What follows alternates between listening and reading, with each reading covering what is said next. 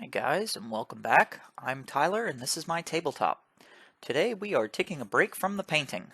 I did not get my painting video finished this week. The building is not quite done. So anyway, we're going to take a break and assemble a Panzer IV. We are going to be assembling the Ausf G variant. The Ausf F is the early war variant, which I will not be using because I play late war. And the Ausf H variant has the Schürzen, I believe they're called, the armor plates on the outside. Sorry about the dogs. Which we won't be putting on either. They are anti-shaped charge, and I play mostly tank wars, so I don't need anti-shaped charge. Anyway, I'm going to speed this up for assembly's sake, and going to follow along with the instructions. These instructions are pretty normal for bolt action. They're very dense. It's only like 4 steps. You can see I stopped briefly to get my monster, because I recorded this in the morning, and that's my caffeine of choice.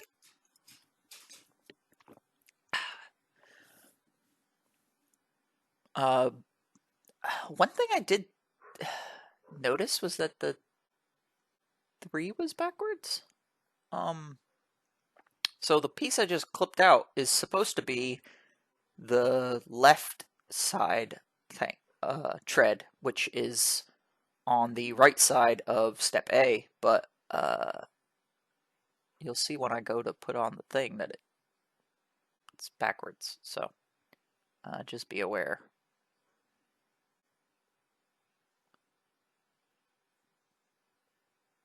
As normal, I am using super glue, which I would use plastic cement if I were you. That is always my don't do as I am doing bit of advice. I would not use super glue. Yeah, see? you see me puzzling over the fact that it was backwards. Anyway. Yeah, I'm kind of confused, but eventually I decide, you know what? It doesn't matter as long as they all fit.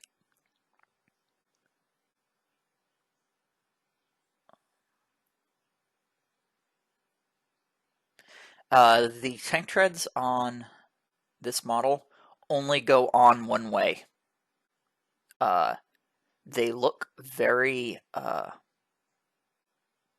symmetrical, like you could probably put them on in either direction, but they will not clip together if you put them on wrong. Yep, you see that I put them on wrong.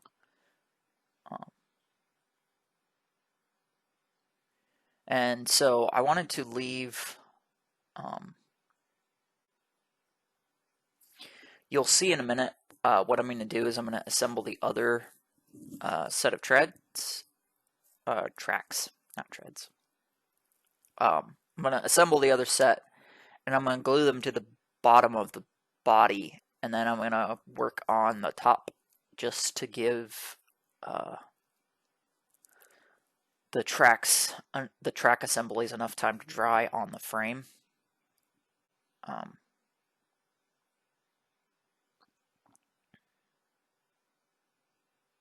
Anyway, I'm not going to do any musical interludes on this one just because this is a pretty short video to begin with. My movie editor is telling me that it is only 14 minutes, so I think I can fill 14 minutes.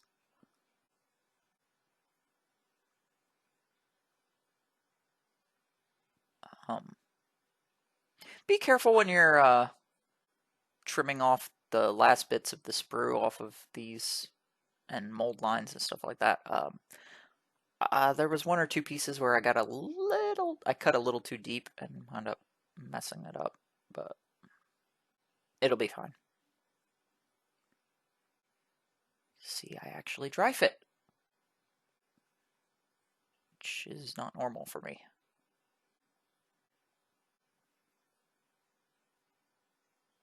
And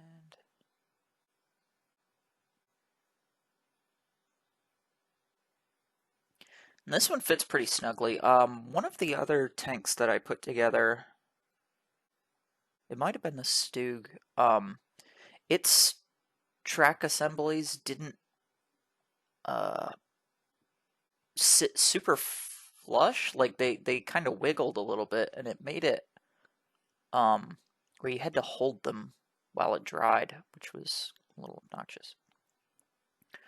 Um, this part covers up the hole in the back of the lower body.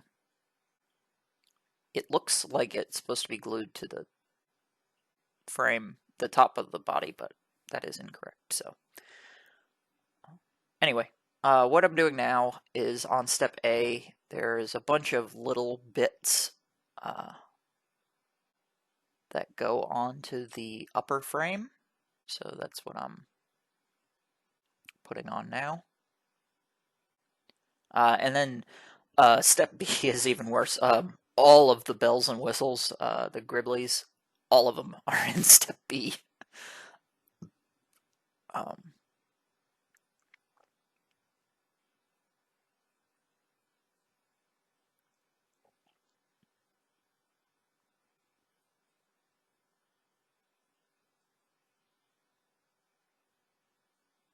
and that's the part that I actually I cut a little too deep when I was scraping it. So be careful. Try not to do what I did. So on these three parts on the front, they actually fit together. They touch a little bit, so make sure when you're putting them on that you fit them all together. Let's see me dry fit, surprisingly enough. So you can see the hole in the back that little piece goes in. If I were you, I would put that on at the exact same time as I put the top frame on, because you can see that it's kind of held in place by the upper frame, and so putting it in, seconds before you put the top frame on probably would have been better. But anyway, we are on to B. So with these instructions, if there's just a number for this one, it goes on you need to do it for all three variants, and then they'll put an F, a G, or an H beside the number if it's only supposed to be for that one type, or like if it says G and H, then obviously you do it for both the G and the H variant. So especially on the Griblies step B, there's a lot of stuff that's either for one or the other. So you just pick which variant you want before you start clipping out and gluing and stuff like that. And since we're doing the G variant, everything that says G or GH or just a solid number is getting cut out and put on there.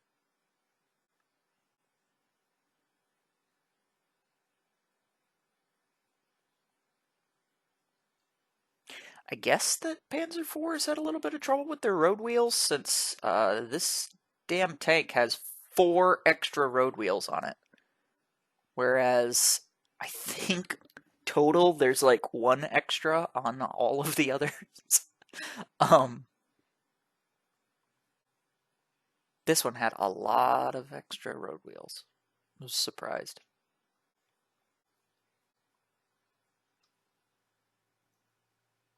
These are just some jerry cans. You could, of course, leave off some of the Griblies. They don't mark them as optional, but I mean, really, they are optional. You don't have to do them.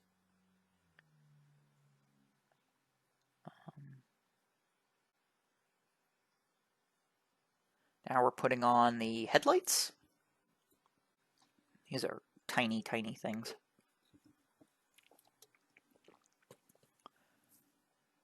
But unlike the shirts and supports on the Stew, the holes for these actually were big enough, so they went in really smooth. Which is not me complaining. You need to, you should check over your minis completely before you start trying to assemble stuff.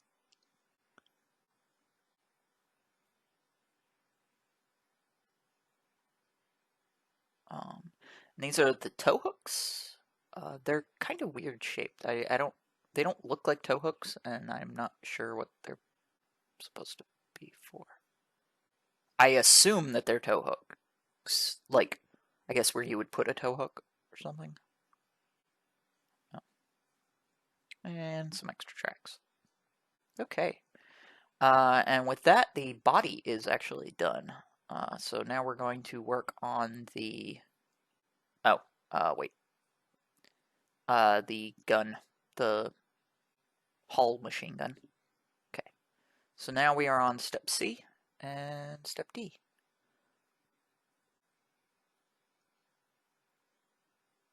And I'm going to do the closed hull variant, the closed hatch variant, because these kits are just scaled versions, specifically made for Warlord, and so the guys are a little off. The drivers that come with these vehicle kits are a little off scale if you compare them to the infantry in Bolt Action, so I try to not use them as much as possible.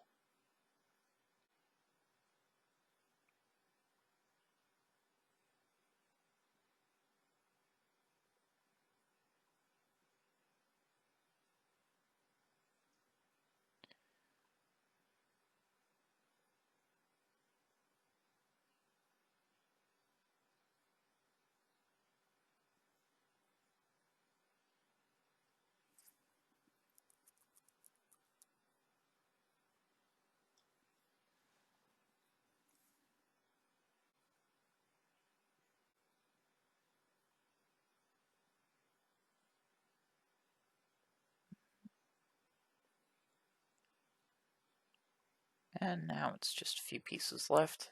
I guess they're side hatches, probably for loading ammo through the turret, I think.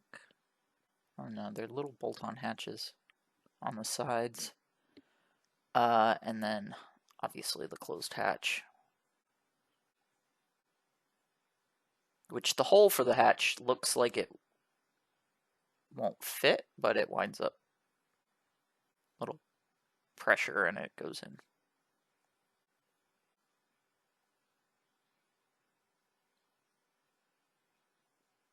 Yeah, those are those little side hatches that are probably, I guess they're probably loading hatches. Maybe escape hatches, but I don't know why you would need 3 escape hatches on the turret.